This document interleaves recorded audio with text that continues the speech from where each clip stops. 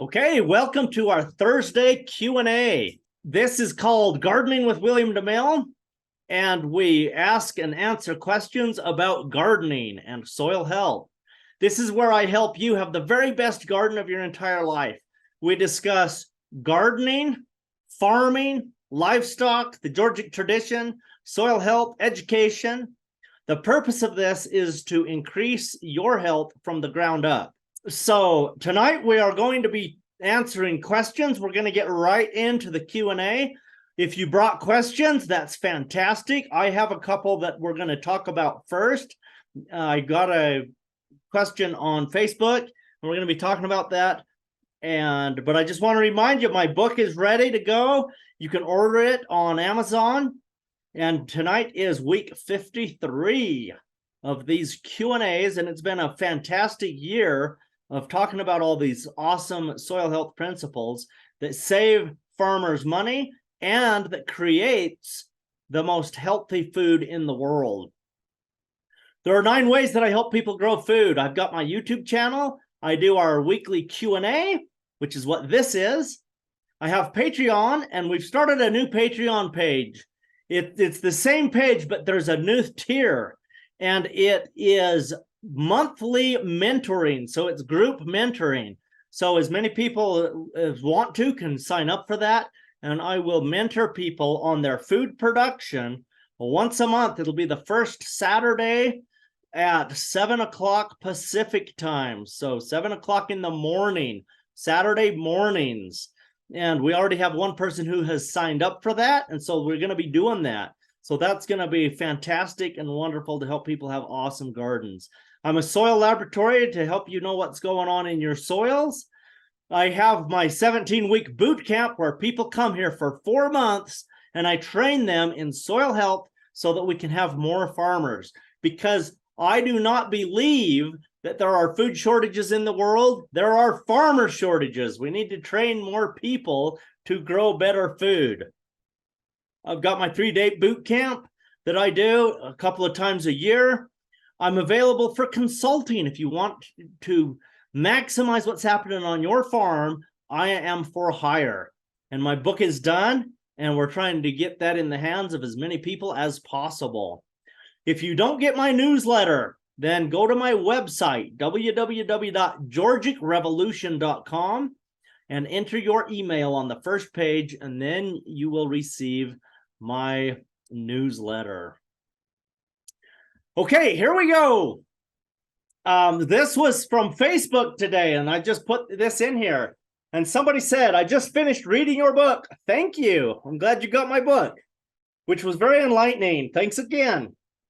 I have a degree in horticulture, but they certainly don't teach us this, or permaculture, or a lot of important things. I have spent a long time studying permaculture and how to keep water on our arid land, but I think the microbes was the piece that I was missing.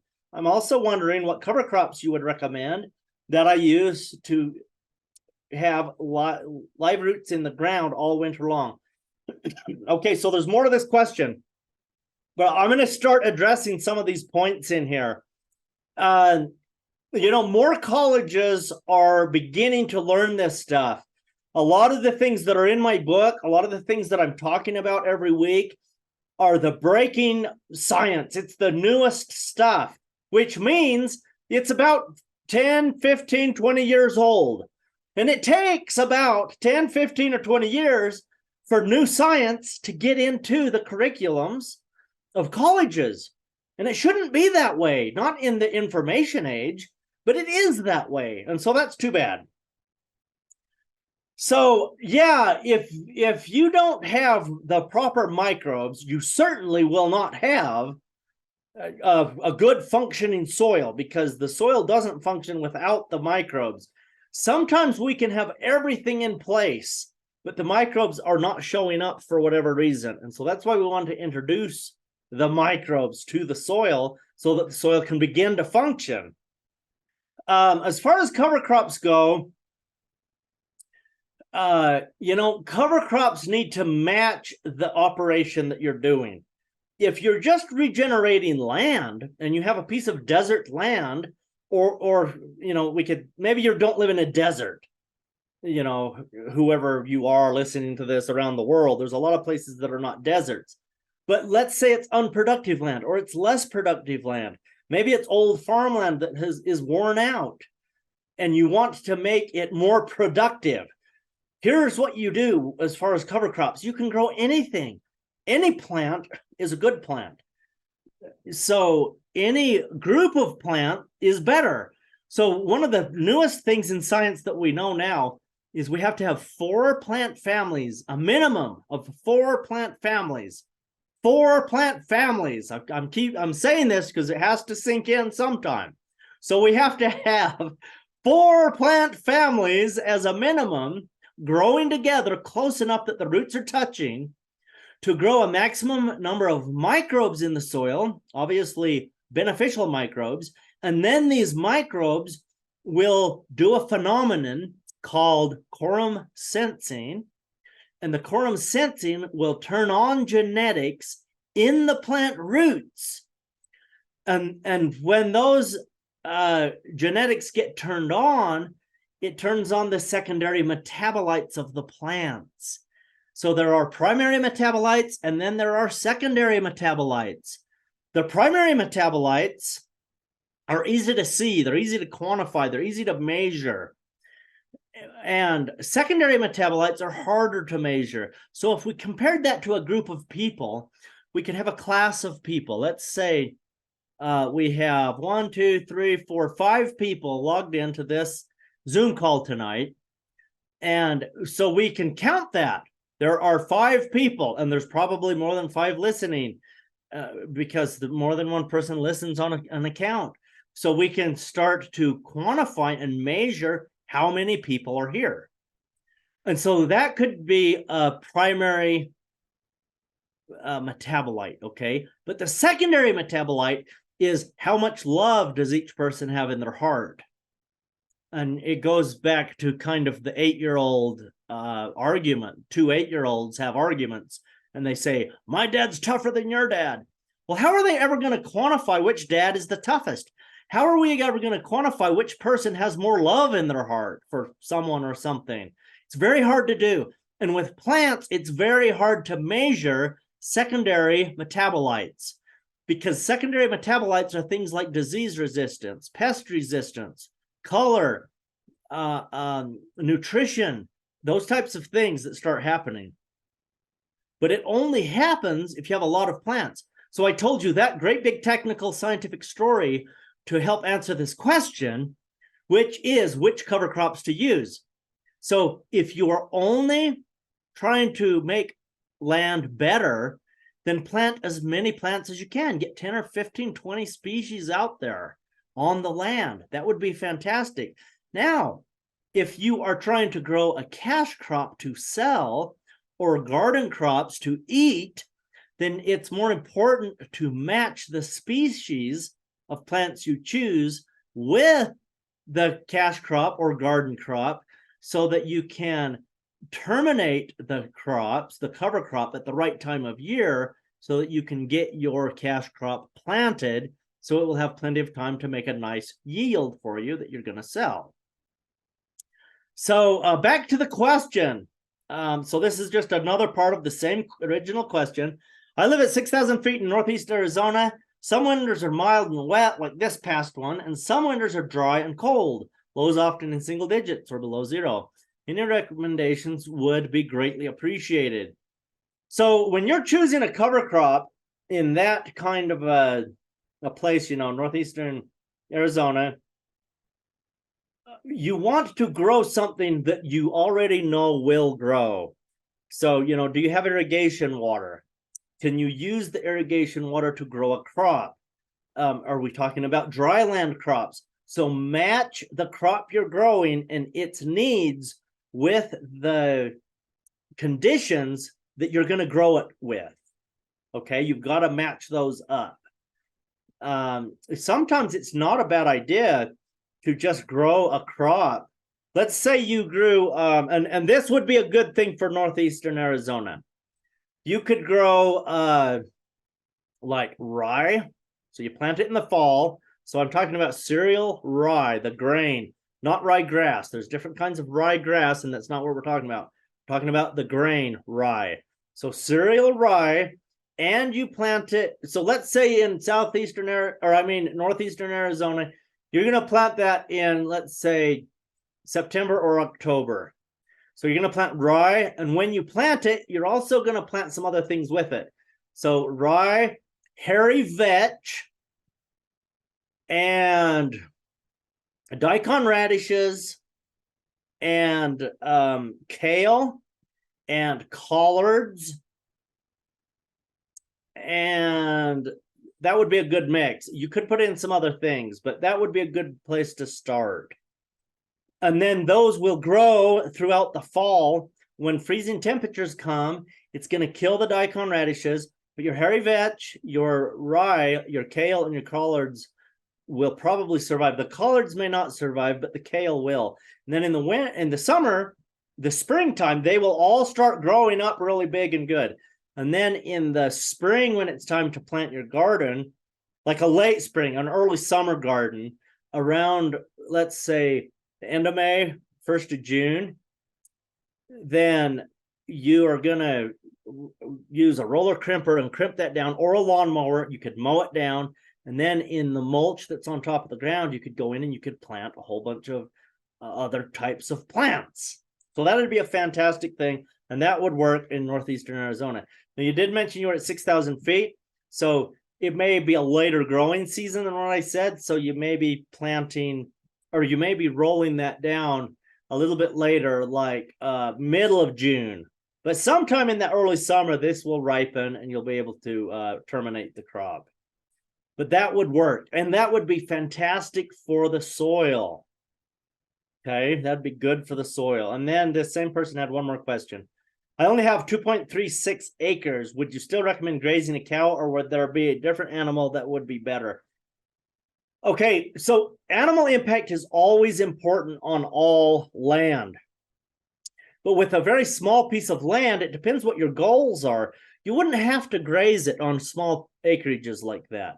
Because if you want to have, I'm just assuming, let's just pretend you want to have some fruit trees at 6,000 feet. You're probably going to need to have it's probably going to be, only apples, probably about the only fruit that would give you fruit at 6,000 feet. But that may not be true. Talk to your local neighbors and see what fruit they can grow. And then let's say you want a great big vegetable garden, and then maybe you want to have part of it be pasture. And so there's different options that you could have. So you wouldn't necessarily need to try to keep a cow just to give animal impact on that area. Maybe you could get, other things like the impact in another way. You could keep a few sheep and move them around. You could simply use compost instead of having livestock. Compost is a fantastic medium to create the microbes.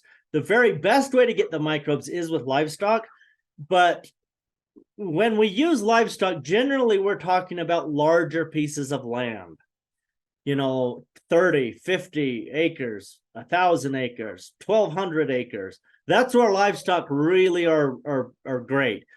With these smaller acreages of 2, 3, 4 acres, even up to 10 acres, a lot of times you wouldn't really want to have too many livestock unless livestock is already part of your goal.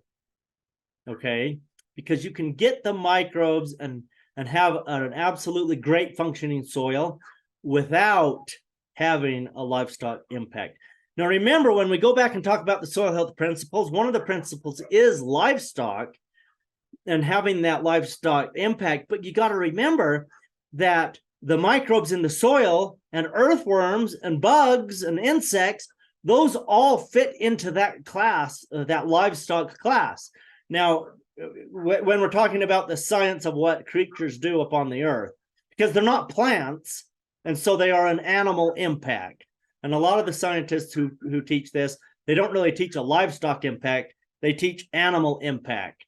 And that includes, anything in the kingdom of animal, which would be You know, you could use ducks, you could use turkeys, you could have chickens, bugs and earthworms. So all of that will give you fantastic soil health. So that's off the top of my head. That's everything I can think of here. Let me look at the chat real quick. Let me open this and see.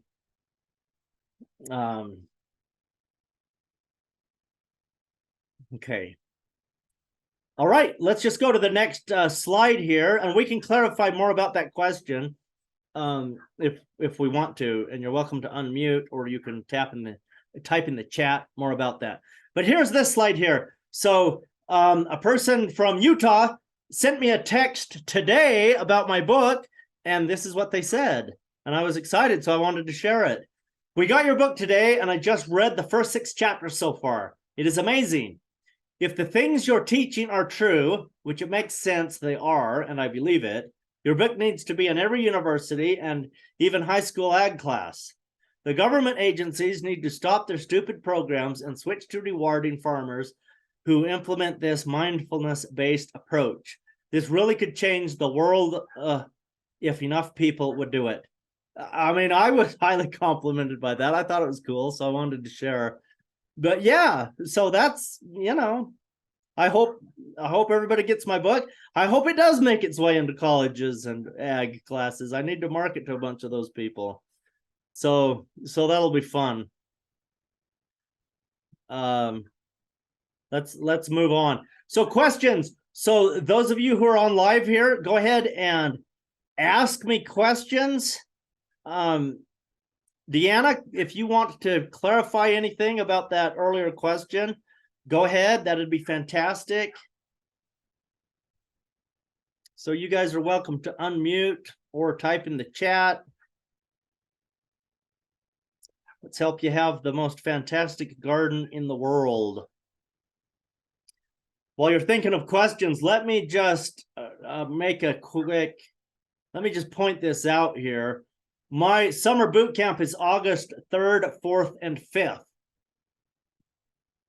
And the way boot camp works is you go to my website, which is on the bottom here, georgicrevolution.com, and you can read about it.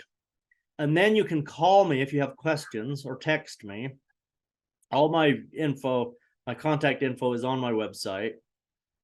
And then you can Venmo me money, and then you're signed up.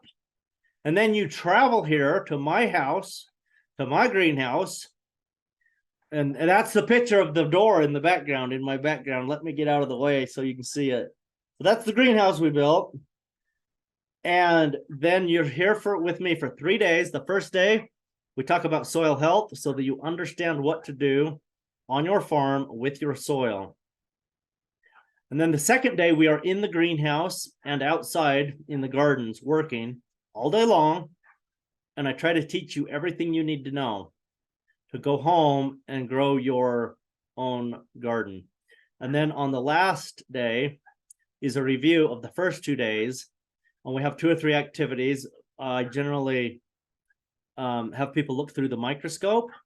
My microscope hooks to a big screen TV. So when I set up the microscope, the entire crew, everybody who's here, can see what's in the microscope. So it's fun to see nematodes and protozoa and all the fun things that we are looking for to have a healthy soil. So that's boot camp. And then the 17-week course is filled for this year. And it starts in a week from now. So I've got 4 students coming. We keep a small group on purpose so that these people can become experts at what they do.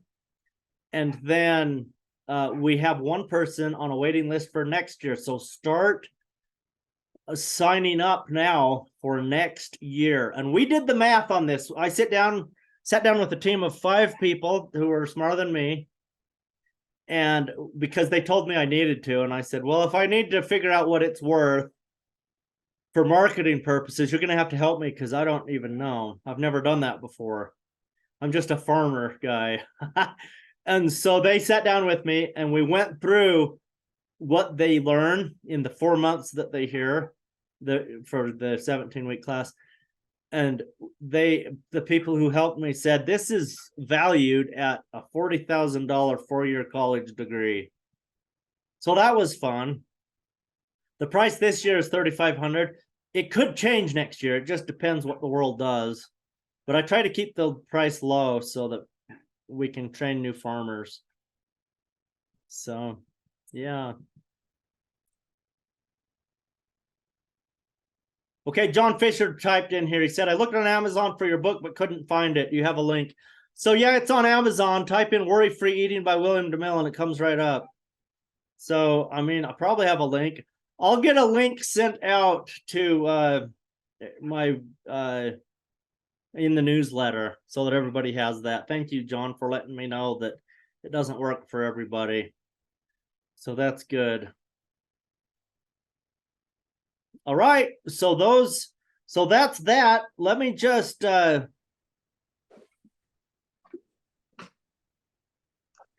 I'm sorry. Can you say the name of the book again? Yeah, what was the name of the book again? It's right there on the slide. Can you see the slide? Worry Free. Oh, okay, I got it. So that's what it looks like. I can read still. I hope so. Okay, John, you're a professor, man. How does a person get their book into academia? Well, how about using it to teach in academia? Yeah, that's what I'm doing. It's my manual for my 4-month course. Yeah, okay. That's a good way to do it. Does that count? Yeah, I think as you if you have horticulture or whatever friends that work in the academic world, then I don't know, you can send them a copy. Oh, that's always costly. Yeah, sounds good. I have a quick question. Okay, go for it, Zeke. So I've already asked you about this, but I think it'd be valuable for other people to hear, and I want to hear what your current thoughts are. So I tried to do a thing, and it didn't work out great.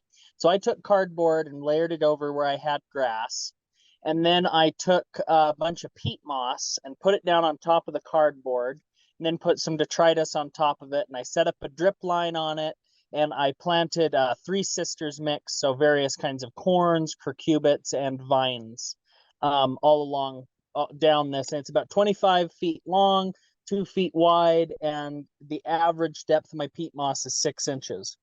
The problem is I have exactly no water infiltration into that peat moss. The top layer is very moist, and the rest waters the grass. So I'm wondering if there's anything that I can do about that, or if I need to scoop it up with a shovel, put it in a trash can that I use for soaking my compost, soak it for a day, then put it back down. I've already planted, so I want to avoid that if possible, but I've now been soaking it for a little over 24 hours with the soaker hose, and it just isn't infiltrating. So I thought I'd pick your brain. Yeah, peat moss is hard to work with. Peat moss is an ingredient. It's not a finished product. I understand you said you put other stuff on top of it.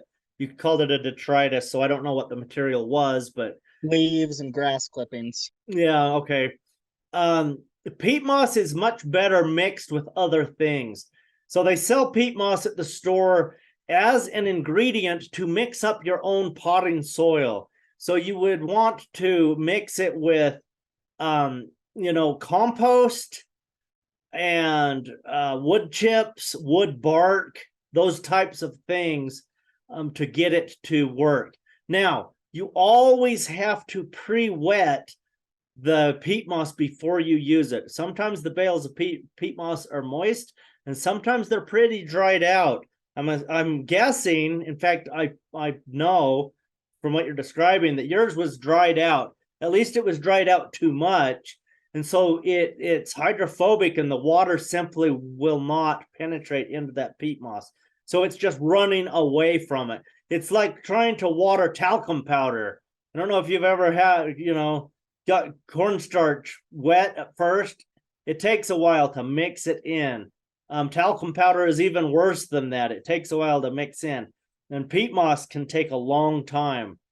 So, in the greenhouses, when we used to make a lot of potting soils, we would know that we needed to start wetting our peat moss a week before it was time to start planting. So I don't think I would recommend for you to dig up the whole garden that you've already done. I think if you put a sprinkler on it, get just a normal lawn sprinkler that creates a really fine droplet, kind of like a mist, and keep that on for 2 or 3 days. It will eventually soak up and get wet. But yeah, so I'm sorry that happened to you. I wish I would have known you were using that beforehand, because I could have told you, but yeah, anyway, anytime you're using peat moss, pre-soak it. We'll just call it an educational expense. Yeah, there you go. I'm glad you have a good attitude about it. All right, let me look at my chat here and see what we see. Oh, yeah, perfect. Vernie put the link to my book in the chat, so if you open your chat, you can see that. Ron has a question here. How can we get an autographed copy of your book? Yeah, if you want an autographed copy, I have a box of books on the way. It's coming to me. So, Ron, I know you want one, so I'm going to get you one. I don't know how to tell the public that, because if I say to email me, that's going to be bad, because I don't have a secretary, and I get about 400 or 500 emails a week already. Uh-oh. I don't even know how to do that. But yeah, I'll get yours for you for sure.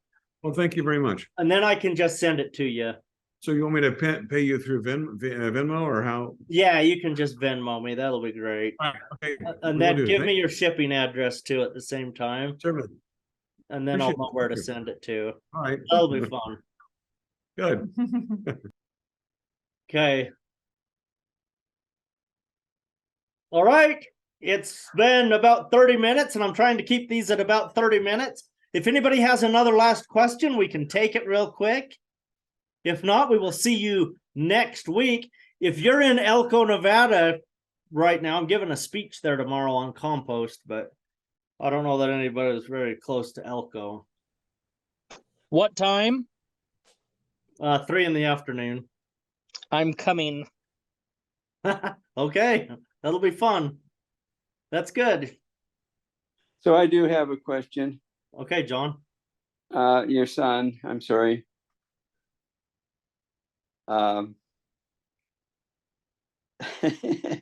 Ezekiel. Yes. Hey, so your you call it 3 sisters mix or something? Did you mix it yourself, or did you buy it from somewhere? So the original idea for it was a mix that I got as a gift from Laura Bloodsoe. I don't remember the name of her farm. Dad, help me out. It's Quail Hollow Farm in Overton, Nevada. Yeah, so she sells seeds. Quail Hollow Farms in Arizona, I think. Nevada. Yeah, Nevada. But then I went and I just got a whole bunch of different corns and cucurbits and vining things. Traditionally, it's beans. But the idea is that you want the corn to form stalks that the vines can climb up, and then cucurbits, which is your cucumbers and your melons and your pumpkins, to form a ground cover. So I did some vining tomatoes in a couple of my mixes, and I did some other things that I thought would be good ground cover, instead of cucurbits in the other places. So the vast majority of it I mixed myself.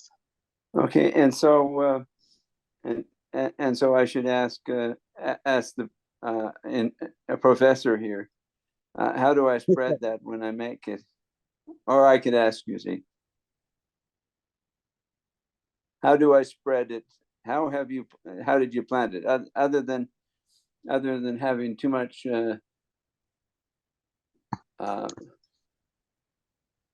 whatever. Did you spread it, or did you plant it in spots, or did you? So my dad here got me a really fancy Christmas present. It's a big metal tube with a trigger on it that like you Okay. stick it into soft soil and you pull the trigger and it opens Okay. up and your seeds drop straight down into it. So there's not a lot of bending over with that. Um, I decided that was too slow, and I'm young enough that I have a good back still. So I just poked all my holes with a stick, and then I walked down the row once with corn, and I put a corn in every hole. And then I walked down with my cucurbits and put a cucurbit in every hole. And then I walked down with my vines and I put a vine in every hole. And my wife and sister-in-law were very gracious and helped me get reloaded on seeds. But I think, and Dad, correct me if I'm wrong, I think it's rather important to this that the corn and the vine, at least, are planted very close together, so that the vine climbs up the corn instead of trying to climb out and compete with your ground cover. Is that correct? Yeah, it's correct. And there's one more important thing that I take for granted because I know this stuff.